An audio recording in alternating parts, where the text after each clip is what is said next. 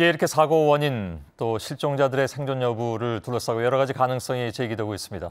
방금 보도해드린 내용들을 토대로 해서 전문가 의견을 좀 잠시 듣겠습니다.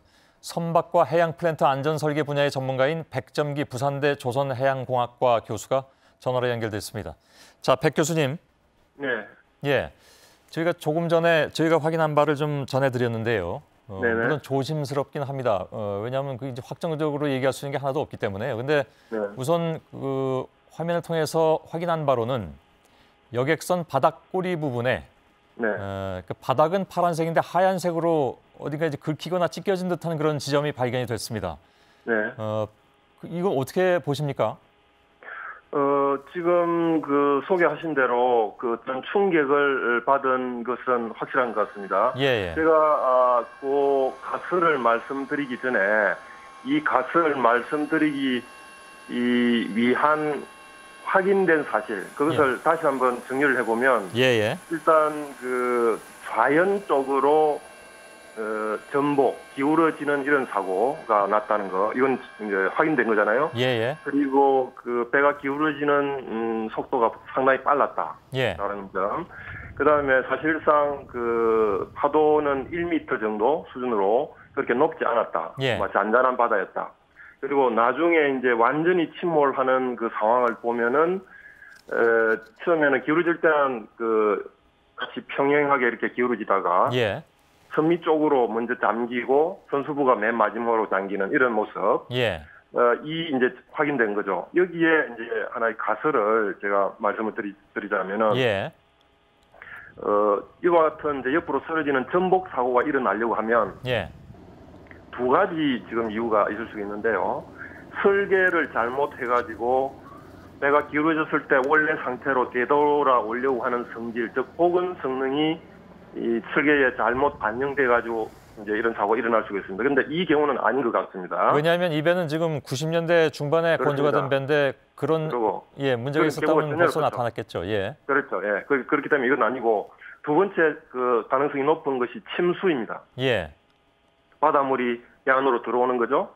그렇게 되면은 복원 성능도 줄어들고 부력, 배를 띄우려고 하는 힘도 줄어듭니다. 그렇게 해서 기울어진 뒤에 다시 원래 상태로 못 돌아옵니다.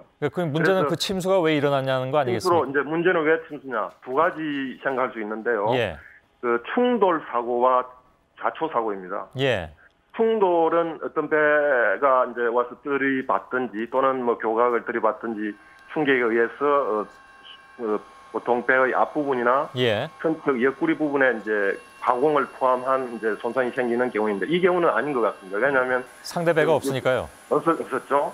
나머지 하나는 뭐냐면 좌초라고 하는 것인데 배의 밑바닥 부분에 파공을 포함한 심각한 사고가 생기는 거죠.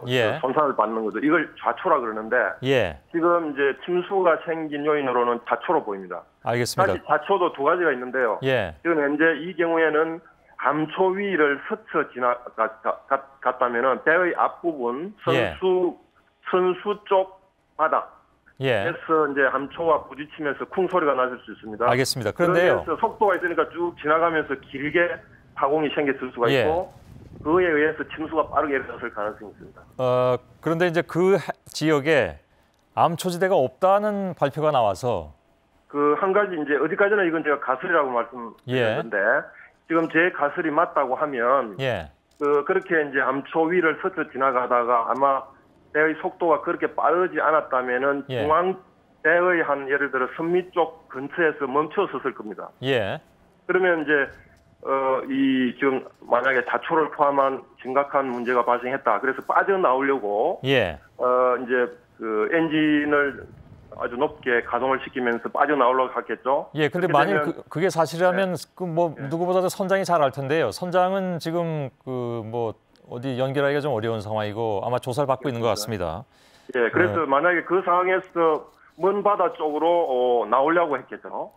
그러면은 실제 침몰한 위치는 먼 바다이지만 즉 암초가 전혀 없는 것이지만은 실제 사고는 이제 암초 위에서 났을 가능성이 어디까지나 가설입니다. 저도 아까 이 화면을 전해드리면서 만일에 실제로 이것이 암초에 부딪혀서 찢긴 상처가 맞고 그것이 원인이라면 꼭 지금 배가 저렇게 전복돼 있는 저 지점이 아니라 다른 데서 그 상황이 벌어지고 이동하는 과정에서 이렇게 되지 않았을까 하는 생각은 했는데요. 백 교수께서도 비슷한 생각을 하신 것 같긴 합니다. 확실한 것은 자연적 선저 부분을 이제 보면은 바로 알 텐데요. 지금은 사진은 우연척이지 않습니까? 그렇죠. 그래서 우연척도 지금 그렇게 단순히 긁힌 게 아니고 구멍은 안 났지만은 좀 큰 좀 손상이 생겼지 않습니까? 만약에 그렇다면은 자연적으로 기울어진 자연척 바닥은 아주 가공을 포함한 심각한 손상이 생겨 있을 가능성이 있다. 알겠습니다. 그거는 지금 구조대원들도 들어갔습니다만 워낙 시계가 15cm밖에 안 되고 확인하기가 굉장히 어려운 상황이면 틀림이 없는 것 같습니다. 저 여객선의 설계도 직접 보셨죠? 아까 그 희미하지만은 일반 도면, 일반 배치도라고 하는 것을 보았습니다. 그러니까 구조 도면이 아니라 일반 도면을 보셨단 말씀인데요. 그렇습니다. 이 제일 중요한 질문일 수도 있습니다. 근데 참 질문하기가 참 어려운 것이기도 한데요. 생존자들이 배 구조상 아까 우리 저 강재경 대장께서는 배에다가 지금 공기를 주입하는 작업을 곧 시작하려고 한다고 했는데 실제로 공기를 주입해서 그 안에 누군가 생존자들이 많이 있다면 그 공기의 덕을 볼 만한 공간이 남아 있으리라고 봅니까? 결론적으로 아주 희박합니다. 지금 왜 그러냐면은 지금 도면을 보게 되면 일부 그 수밀 격벽이라 그래서 한쪽이 침수가 되더라도 그 옆 공간이 예를 들면 연쇄적으로 침수가 안 되도록 하는 구조로 되어 있는 것으로 보입니다. 그렇지만은 사실상 이와 같은 이제 유람선 내지는 여객선의 경우에 그걸 문을 닫고 사실상 운항하는 경우가 드물죠. 사실상. 그걸 다 열어놓고 간단 말인가요? 보통은 그 여객선을 타보시면 아시지만은 엄격하게 그렇게 안 하는 경우가 많죠. 이게 사고라고 하는 게 항상 이제 원래 원칙대로 안 하는 과정에서 뭐 생기는 것이니까. 아니 근데 그 상황이 벌어졌을 때 선원이든 누구든 그것을 닫았을 가능성도 있는 거 아니겠습니까? 지금 배가 기울어지는 상황에서 예를 들어 똑바로 서 있을 때도 움직이기가 어려운데 그 여러 개의 방의 격실을 다 갑자기 내려가 가지고 문을 닫는다는 게 쉽지 않을 것 같습니다. 그리고 그게 설사 그렇게 돼 있다 손 치더라도 공기를 주입한다고 지금 할 수 있는 상황이 아니죠.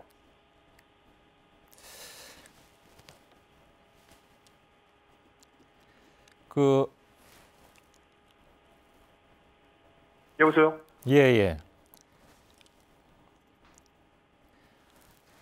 지금 말씀은 그 방법이 없다는 얘기인가요? 지금 그 빠른 시간 내에 지금 6,000톤 정도 되는 그 배지 않습니까? 가장 확실한 방법은 지금 이미 크레인을 이동시키고 있는 것으로 알고 있는데 하나는 빨리 이동해서 통째로 들어 올리는 방법이 그나마 확실한 방법 같습니다. 그거는 제가 아까 그 중앙 대책본부에서 발표한 내용을 봤는데 당장 안 되는 것 같습니다. 그러니까 내일도 어렵다는 얘기를 제가 아까 들은 것 같고요. 그러면 지금 물론 교수님 생각이 틀릴 수도 있겠죠? 그렇습니다. 어디까지나 가설입니다. 좀 지켜봐야 되겠습니다만은 밤새 그러나 아무튼 끝까지 노력은 해야 되는 거니까 공기 주입도 하고. 당연합니다.